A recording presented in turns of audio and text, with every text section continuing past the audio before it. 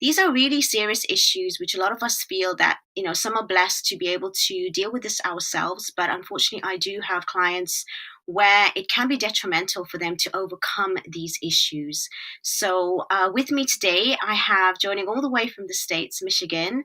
Assalamu alaikum, brother Wissam Bazzi. Assalamu alaikum, how are you? Wa alaikum salam wa rahmatullah. I'm great, and I feel really enthusiastic. So I'm away from rejection. So alhamdulillah. No, thank you so much for joining me. You're there in the States. What time is it there at the moment? We're about almost 4 o'clock, about 3:40, 3:45. Okay, I really appreciate your time because I know it's still in the middle of the day and you've had to take time away to actually be here. I really do appreciate that. As I was saying, this topic is really dear to my heart. I've had, clients even recently finding it very difficult to overcome something, especially like rejection, and that disappointment, can lead to even, grief. We have obviously different scenarios where we can have these sort of emotions, and this is a huge topic, and I know we're only going to touch the surface, but inshallah, this is a live call-in show. If any of you do want to call in and ask any questions, you have an amazing coach here today to help you, and please do call in. The numbers at the bottom of your screen. But in the meantime, we're going to go through this topic quite swiftly, but at the same time giving you some tips. So brother Wissam, tell me about the effects of rejection. I know there's different scenarios, but it is not just a mental state, it's also a physical state in the brain, which can make us feel like as if it's physical. Is that genuine, or are we just saying this as humans because it hurts so bad? I'm sorry. First of all, I have my cat here, so she's going to bother us a little bit. So if she jumps into the screen, I apologize right off the bat. She's rejecting introduce Syed Razavi. Assalamu alaikum, Syed. I hope you can hear me today.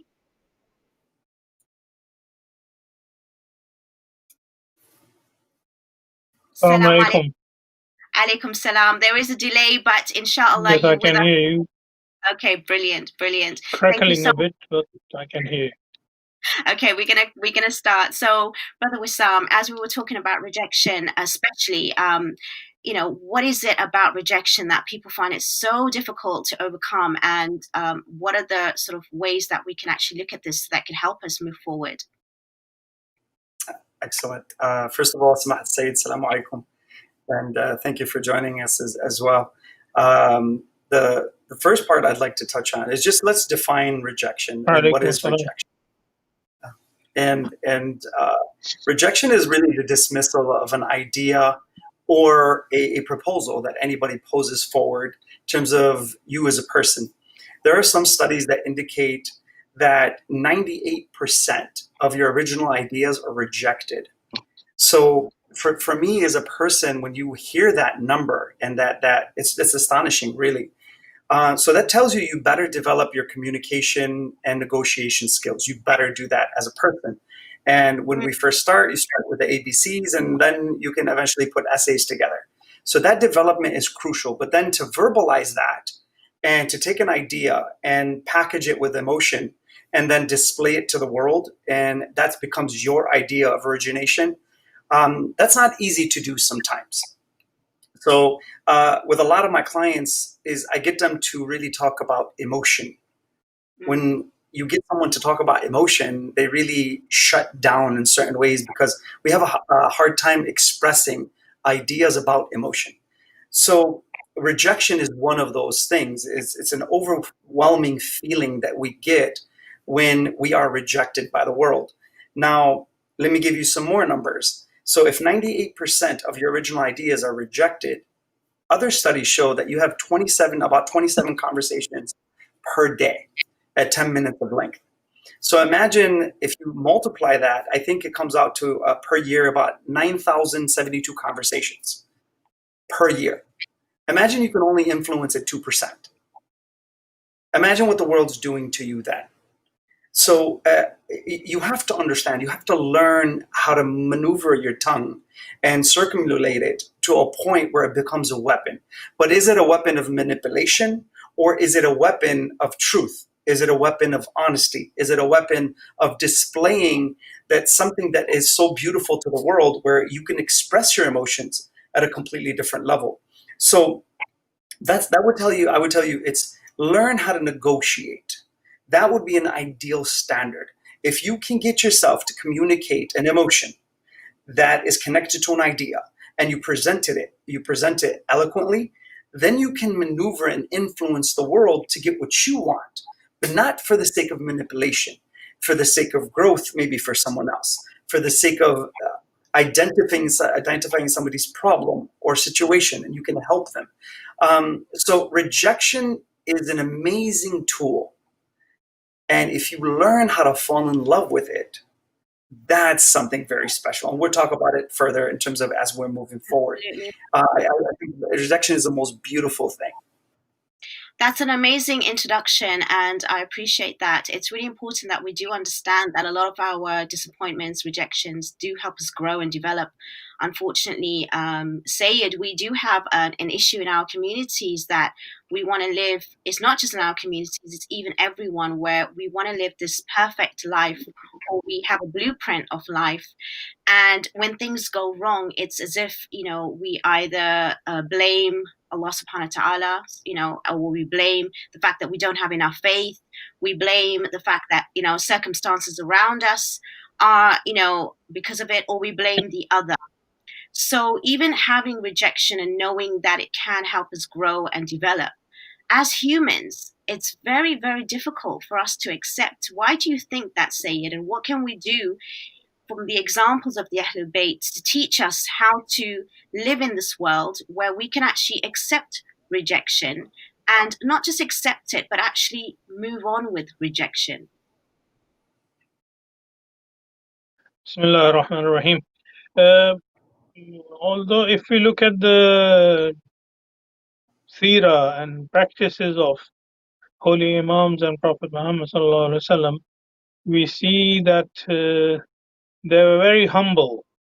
But humbleness does not mean that we should feel inferior. And there are verses of Holy Quran and teachings of Prophet Muhammad sallallahu alaihi wasallam, Ahlebait alayhi salatu wasalam, in which they used to encourage and teach us to not to ever feel inferior. But it didn't mean that we should develop superiority complex. It used to, the verses of Holy Quran teach us to consider ourselves as the people who are following the teachings of Allah subhanahu wa ta'ala, and we are alone. We are amongst the people who are considered to be above because of our piety, because of what we believe, because of what solutions to the problems that we have for the world. These are the things that we need to think, and we need to develop our future generation and children with this kind of feelings. Unfortunately, Muslims living in the minority in the Western society quite often end up developing inferiority complex, which is not a positive,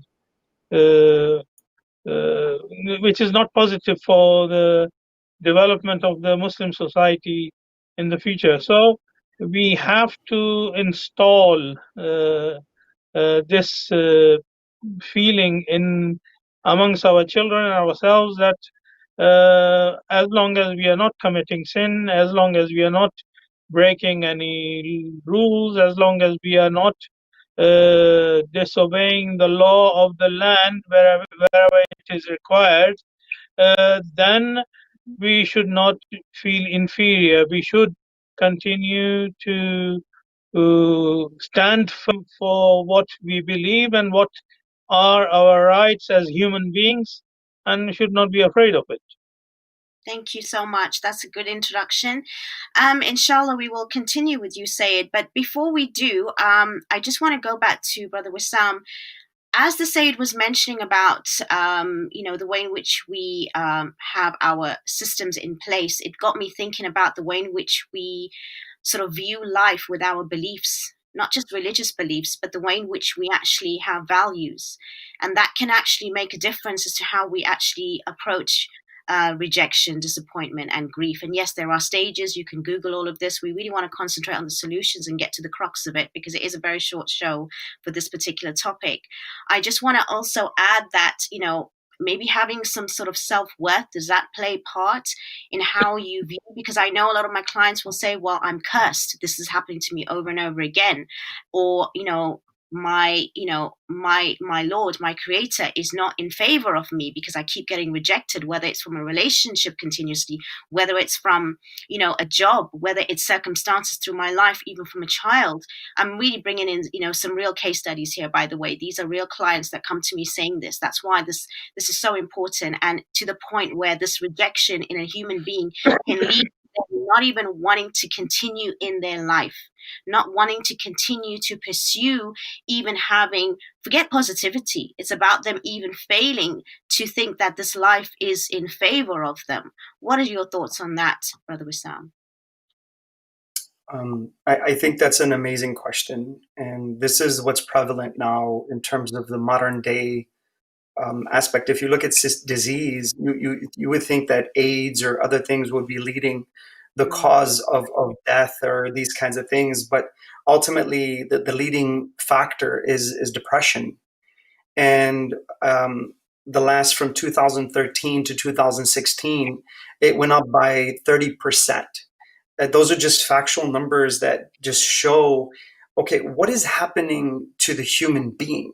One has to really ask that question. What is really happening? How are we so advanced in our society, but we're so far in terms of moving backwards in terms of our own health, mental and emotional health? How's that a reality? Because if you just look at the circumstances, it's really amazing where man has gotten to. So when a person loses that hope, and I have no other means, I just get to a point where I just want to end it all. And depression and the thoughts of suicide is ultimate self-hate, where I hate myself so much that I'd rather die than to be with myself. One has to really think about that. So if that's the case, where does this begin? This begins ultimately as we are growing up. We have something in the brain that is called where we have this fear center of the brain, and then we have another part of the brain. It's the ambitious part of the brain where we just want to move forward. Now, as we're actually progressing, you look at a child, they're touching, feeling, doing everything. That fear system is not engaged. They develop the fear aspects as they move forward in life. What is the deterrent? Fire, if I touch it, it's going to burn me. Okay, they develop that. So as they're moving throughout in life, they're entering danger zones constantly. They're playing with the fear. So what happens as we are growing, the parent comes in and stops the child as they're exploring. It's actually called the exploratory part of the brain. They have a system. If you look at a child and when they're next to a parent, they'll grab onto their leg once another stranger comes. That's the fear system engaging, but they look at the parent now as a safe haven. They go back into safety. So now when the person is okay, and after a little while, the child actually moves away and they start playing, but they come back and check with what? The parent. Yeah. Further in terms of time. But now what happens here if the parent overdoes this? And every time the child is exploring, the parent is limiting. As Rasulullah sallallahu alaihi wasallam, he says, be a playmate in the first 7 years. Engage with the child. Show them what this, like Samahat Syed is talking about, that fear, that strength, to be able to move into that discomfort zone. And I'm able to take it on, and I'm not afraid. So to take on that fear, Imam Ali alayhi salam, he states that if you fear something, dive straight into it, because the intensity of abstaining from it is greater than you actually going after it. So how do you build that confidence, that strength, where you come in and you see the fear, but you build that courage despite the fear? This is the key antidote here, and please pay attention if you are listening. Imam Ali alayhi salam, he states, if characteristics were to be coupled, here's what he says. He says, honesty would be with courage, and dishonesty would be what? With cowardice. That is so amazing in terms of a statement. Why? Because here's what happens when the fear arises. And now you're going after life. If you are a child that's been conditioned to fear everything that is new because you have been curtailed and limited, unfortunately, by parents, situations, whatever it is in life, okay, we become fearful. So we retreat when something is new. We become afraid. How do you build that courage to move forward and that confidence despite the fear? This is the key antidote here. When a person learns to step into their discomfort zone, when that situation comes into place, and I build a new emotional code of courage, and I move through the courage despite the fear of the challenge, this is where I start to take on life. This is where you need to live. This is the edge of your envelope. But I'm not too rash where I jump too far and I have too much hope. That's a problem. I become superior, as Samahat Syed was saying. I become superior in terms of thinking who I am. No, but I have to stay humble in situations I can't handle, which is my limit of my own knowledge. But I can't have negative fear where it holds me back when I should be stepping forward. Someone is happening or something is happening where they're attacking my parent, or something is where I have to protect someone and I have fear and I become crippled. Then I can't defend anything, not even myself. So on that level, it's having the understanding that if the fear approaches, you have to build your courage to go after the fear. And I'll give you a little bit more in terms of the next question, because this next level is understanding your parasympathetic nervous system and your sympathetic nervous system, and how the science actually shows this display. And what happens when we are aroused and we need to fight versus we are calm, and what happens when we look at a cat as a lion, and this is the way we live in a state of constant fear. Well, I don't know if I'm going to actually have to, do part 2 of this, because my notes are full over here. You've opened up even more questions for me, subhanAllah. No, it's amazing. And it does really start, of course, with the parenting and children. That's really important. I didn't even think of it like that to begin with, but absolutely correct. It's really important. And we keep emphasizing these things. And, Islam has bringing these sort of rules because it is for a reason, specifically when there is, for example, play in the first 7 years. And you beautifully has highlighted as to why that could be. And obviously, we do need to build more resilience in the community. Syed, what's your thought on that? Do you think that we are mollycoddled in our families, even in our centers and mosques? We are not actually talking outside the box. We're not bringing out, subjects and topics where people are going to be feeling brave and courageous, because we just keep doing the same thing and we're in this hamster wheel when we're talking about stuff, and we are doing things, Haram is coming up soon and the rituals start, and that's amazing. We do need to commemorate, we do need to remember, but are we actually learning the lessons where we are building individuals today to continue as the imams did, or even aspire to be even close, as Brother Wissam has said about having the courage and having that sort of mindset? Because I feel that we have a different sense of even maybe sort of like seeing our faith in a particular way. Because is it just religious practices, or is it actually living? Because are we living? Because I think we're getting lazy in this day and age by thinking we can just hear to these lectures and then go on to our everyday lives, when actually we need to connect what we listen to and try and live it outside. What's your thoughts on that, Syed? There is no doubt that the first circle and group that we need to protect is ourselves and our family members. But this does not mean that we should restrict ourselves from outside world. Islam teaches one of the duties actually equal to 5 times daily prayer is Amr bil Ma'ruf and Nahy anil Munkar. How can you do Amr bil Ma'ruf and Nahy anil Munkar when you close the doors for everyone and don't let anyone come near you, and you don't mix with them?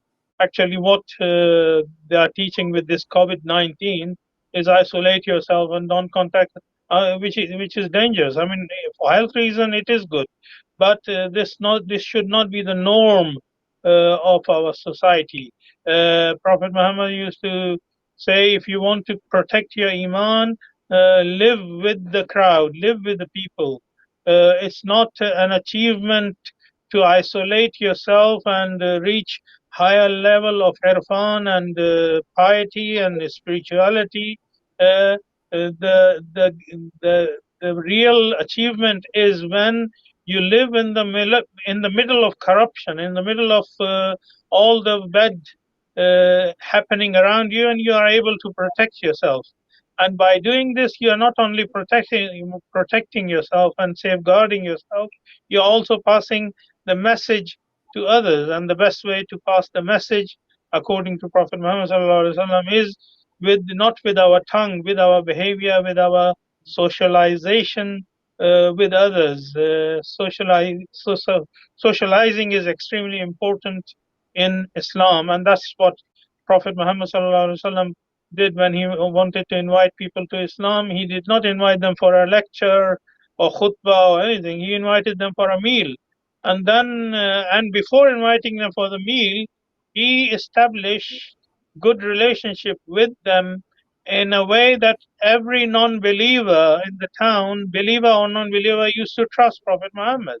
So then he invited them for a meal, not for a lecture and telling them off or advising them. He invited them for the meal, and then gradually he passed the message. And Islam, if you look at the growth of Islam, Islamic teachings were spread gradually in the society. For example, if I convert someone into Islam, I cannot expect him to be 100% Muslim in 1 hour's lecture. I mean, they have to learn gradually, and the more they learn, they become more responsible. So this should be our attitude towards our family members and children. We should increase their knowledge, and the more they learn, they become more responsible.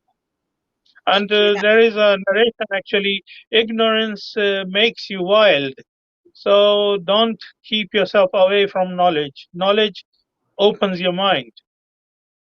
No, that's very true. I think even personally myself, going through a journey of self-development has actually helped me to get to different levels, and trying to do the same and bring that awareness to everybody around me is exactly what I'm trying to do. Inshallah, we will sort of continue. If there are any calls, please do call in, and the numbers at the bottom of your screen. This is a live show. Again, Brother Wissam, when someone's feeling very low, it's very difficult, whether they've been just, through rejection from any sort of angle, or, having that disappointment. And there are stages of grief as well that people go through. How do you get yourself out of it? And how much do you think it's the biology, the science, and how much is it faith, or is there a combination? I'll start with the science, and I'll go to Zainab alayhi salam in terms of her stand with Yazid. I think the pinnacle of strength was that moment for me when I see that. Here's a woman that doesn't have any capability of overcoming physically, but the heart overcomes. The emotion overcomes, the mind overcomes. That strength is like a mountain. It can't be moved.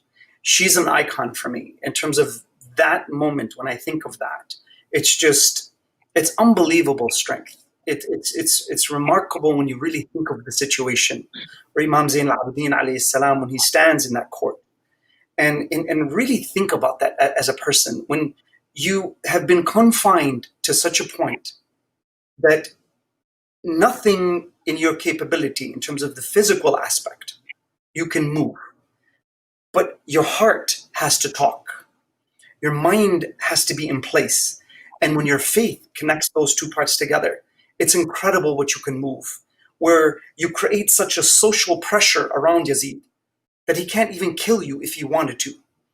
How do you do that?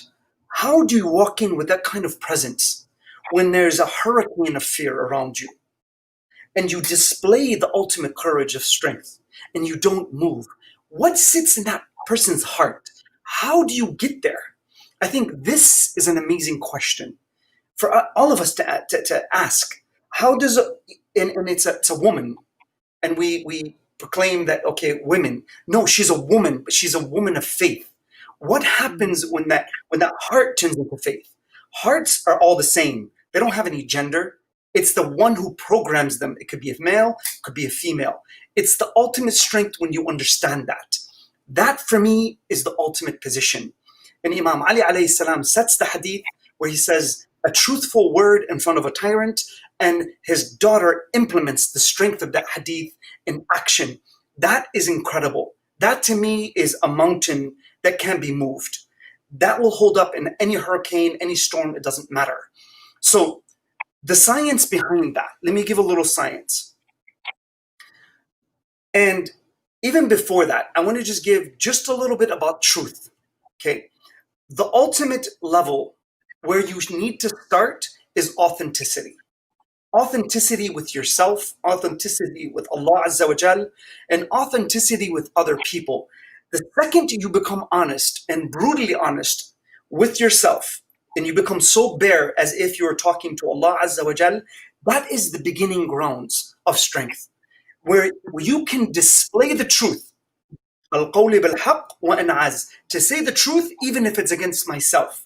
If you can manage and muster that strength of energy to say the truth on your tongue and to have it present, regardless of any situation, then your spear of honesty will pierce through any fear of any situation. That is strength. That is Zainab alayhi salam to me. So now when that happens, how do you build that strength? How do you build that honesty? Let's take it to a scientific level. You have in your system, you have the central nervous system, they have the peripheral nervous system. The peripheral nervous system breaks down into the autonomic nervous system, and it breaks down into the sonomic nervous system. The autonomic nervous system breaks down into two parts, which is the sympathetic and the parasympathetic. The sympathetic nervous system allows you to literally get ready to fight. So let's say there's a lion and he's attacking, and I'm a zebra. That system turns on. It's in all mammals, practically all mammals. Now, when that happens, the zebra turns on that system. Your blood sugar is released into your sugar levels are released into your bloodstream. Your heart rate is accelerated. You take in more oxygen. You're ready to get yourself out of the situation. That's what happens. It arouses the system to a whole nother level for survival. Now, this also happens in a human being. We have that system. What we do as human beings, though, because of the fear, when the system turns on, we keep it on. And we don't turn it off. The other the parasympathetic nervous system is the one that calms you down. When you're relaxed, when you're taking it easy, when you're meditating, when you're in prayer, this is what shuts down the other system. This is programmed through what? Meditation. This is programmed through me calming myself down. How do I get to a point where a fearful situation doesn't turn on the sympathetic nervous system, but it actually turns on the parasympathetic nervous system? I stay calm, collected. And Wahsha, when he was asked to kill Imam Ali alayhi salam in the battle, he says, I can't. He's got eyes in the back of his head. How do I stay that collected? How do I stay that calm where my heart doesn't move and I don't feel the fear? I'm playing with the fear and I'm dancing with the fear. But the fear is mine because I own it. This is strength. If you start with truth and you have the courage to say the truth in any situation, this is the building block where you build that kind of courage to turn on the system to fight the fear. It starts inside. When you do that and you begin to face situations of fear, slowly, not big, not small, slowly, to such a point that you become a machine. That when a situation enters, you know nothing but the truth. And you go after it through wisdom and presentation. That is power. But work on yourself with small entities of truth. Build your building blocks of your own personality on truth. Why? When you do that, this is what happens. When the situation enters, you walk in with courage and you go against it, and then you're building yourself on the building blocks of truth.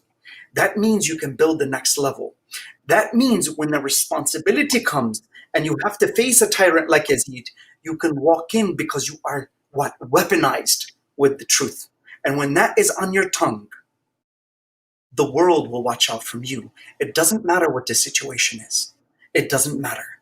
And then you can handle the responsibility of that situation because your belief structure, because it's based on truth, will hold up underneath you.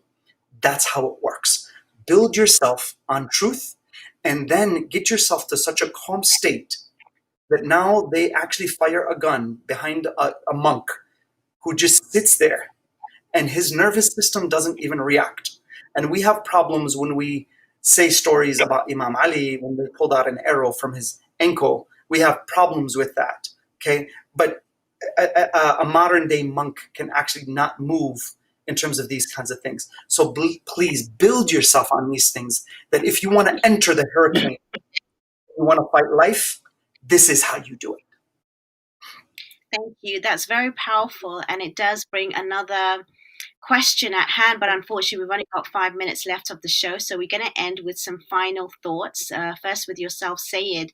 Do you think that it's about the level of iman, or do you think that there's a combination of a human being's whether it's upbringing, psychology, that we have to sort of take into consideration when it comes to us fighting these sort of like emotions of rejection and disappointment? We only have a couple more minutes, so if you could just briefly tell me a closing statement for this, please, Syed.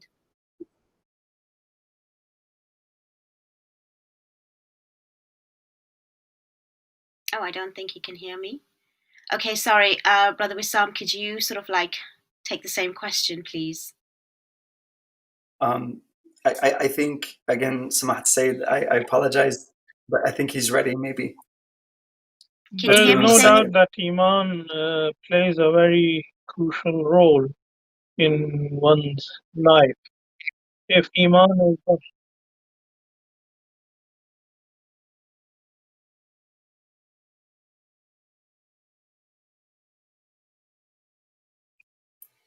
I apologize for the technical issues. Yes, we have a delay, long delay. Go ahead. Okay, so yes, of course, Iman does play a huge part in what we are talking about here. So, Wissam, your final thoughts before the end. You've got a couple of minutes. Well, about 5 minutes. Again, thank you, Samahat Syed. I apologize for taking the question. So after your permission, I will do so. And so for me, I'm number one, I'm grateful. Thank you for doing what you're doing. And Samahat Syed, thank you for being on and your support. And that religious backing is essential. So I much, that to me is everything. And for me as a person going through the trials and the tribulations of life, rejection, disappointment, grief, I think those are the most beautiful things in life. Please fall in love with that. And here's what I mean. When you understand what sits inside of rejection, that it's a gift for you. That when rejection comes and you don't know how to deal with it, understand there's a place that you can get to where it's so beautiful. All you want is to be rejected. All you want is life to reject you and to say, hand this to me. So here's what I would give you in final thoughts. And I will give a religious perspective on this. In our ulama, in terms of what they say, is there's 4 levels to this. And the first level is tawakkul, the person who sets himself and says, you know what, I believe in what Allah has for me. I'm at this level, but I believe that Allah is going to take care of things. So I take my responsibility and I put it in His hands in terms of an outcome. I place that and I think about Allah in that way. The outcome, I release it to Him. That form of understanding makes the heart what? Sound, secure. It places a form of protection around the heart, that I'm secure. That Imam Ali alayhi salam was walking on the edge of where there would be problems in terms of his khilafah. There would be danger. A person asked him, where's your guardians? Where are they? He says, if I'm supposed to die today, I'm okay. And if I'm not, then I'm also okay. That form is beautiful, but it makes the heart sound. The second stage is taslim. With a person now, I put my responsibility in the hands of Allah. The second level is I let go of what? My situation. And I also say, Ya Allah, whatever is to happen, it's okay. I'm okay with whatever it is. Whatever you place. Think of Moses' mother, alayhi salam, when she puts the child in the river. And imagine the moment she lets go. That is taslim. That is me letting go of the situation and again, creating more security around my heart. The third level is a rida. Now, a lot of us, we go through the action and then we get to a point where what? Now, are we satisfied with the result? We get to a point where we're not satisfied. Mish Radi, I'm not okay with it. You know what I mean? Allah, what you have placed as an outcome, I'm not okay with that. We have to get to that stage, that whatever the outcome is, I'm okay with. And the last stage is al-fana, where I literally have nothing but Allah in my heart. That is Imam Ali alayhi salam in terms of his aspect and where he's reached. But these kinds of things become very important in terms of our understanding. When you can get to the point of contentment, and whatever Allah has given me, I'm okay. Whatever He's displayed to me, I'm okay. This is the understanding that we have.